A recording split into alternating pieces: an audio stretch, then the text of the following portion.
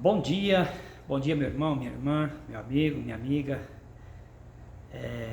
Hoje é sábado, né? Quero desejar um feliz sábado aí a todos vocês que estão vendo esse vídeo. Que Deus esteja no coração, na mente de cada um. E sempre é uma alegria poder falar da palavra de Deus, né? E nesta manhã não é diferente. Eu quero falar um pouquinho sobre a história de Israel quando eles saem do Egito. Quando Israel saiu do Egito, né, eu gravei um vídeo anterior falando sobre as pragas que aconteceram lá, a morte do primogênito, tudo aquilo.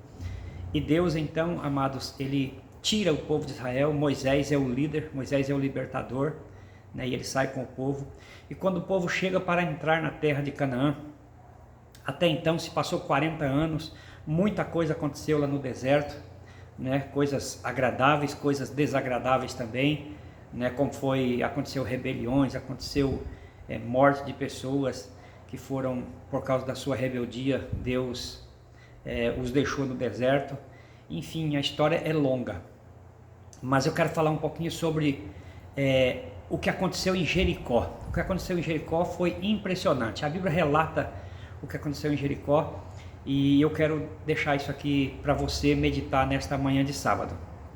Imagina o seguinte: Israel cruza o Jordão. Moisés já havia morrido, né? Agora Josué era o comandante de Israel, ele era o general, ele era o homem que Deus usou para conquistar as terras de Canaã, né? Canaã, havia 7 nações que habitavam as terras que Deus havia jurado a Abraão lá atrás que a daria. E agora eles precisavam guerrear contra esses povos para destruí-los, expulsá-los de cima das terras, para que eles pudessem se apossar da terra que era deles por promessa. Entende? E a primeira cidade que eles chegaram foi a cidade de Jericó. Jericó, amados, quando viram o povo de Israel chegando ali, a notícia do que Deus havia feito por eles no Egito, a travessia do Mar Vermelho, o exército de Faraó inteiro com o seu próprio rei foi engolido pelo Mar Vermelho.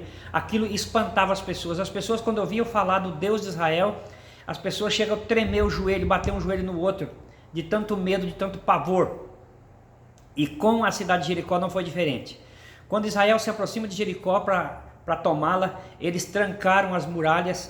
As cidades eram todas fortemente, tinham muralhas fortes, né, que eram intransponíveis quase ao ponto de vista humano.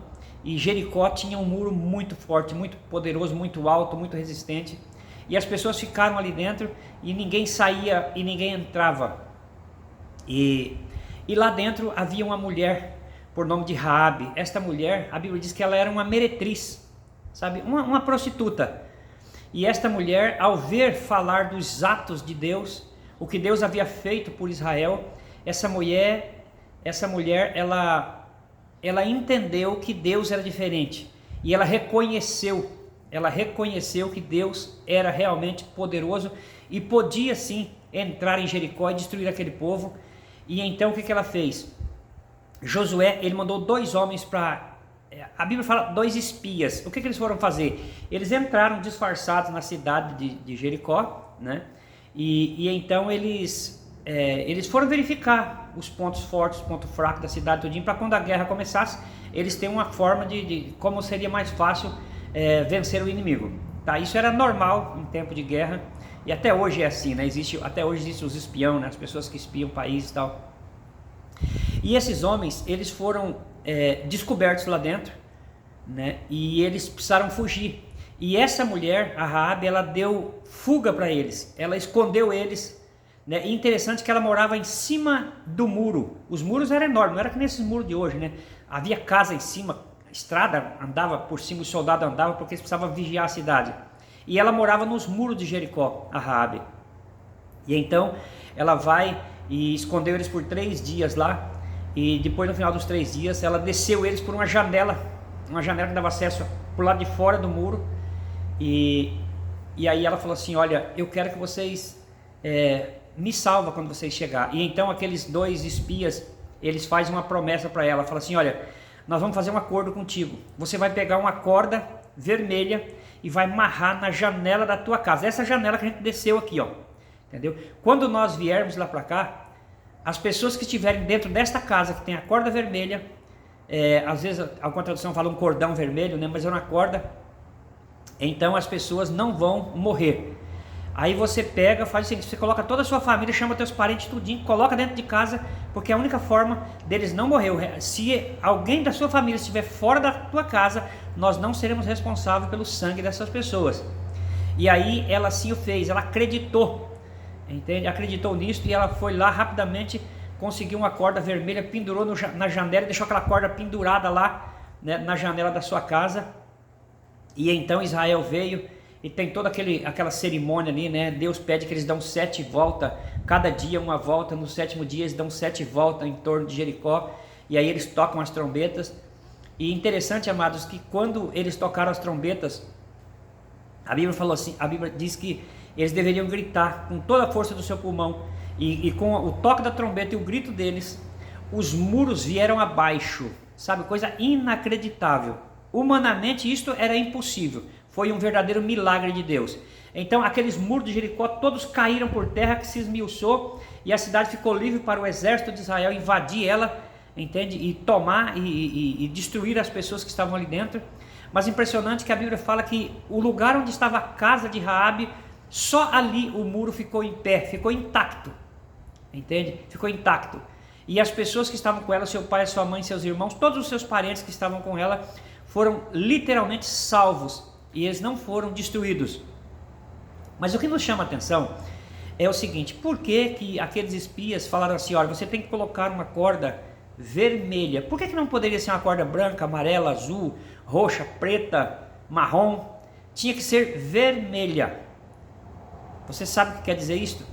É porque o vermelho representa sangue, é a cor de sangue.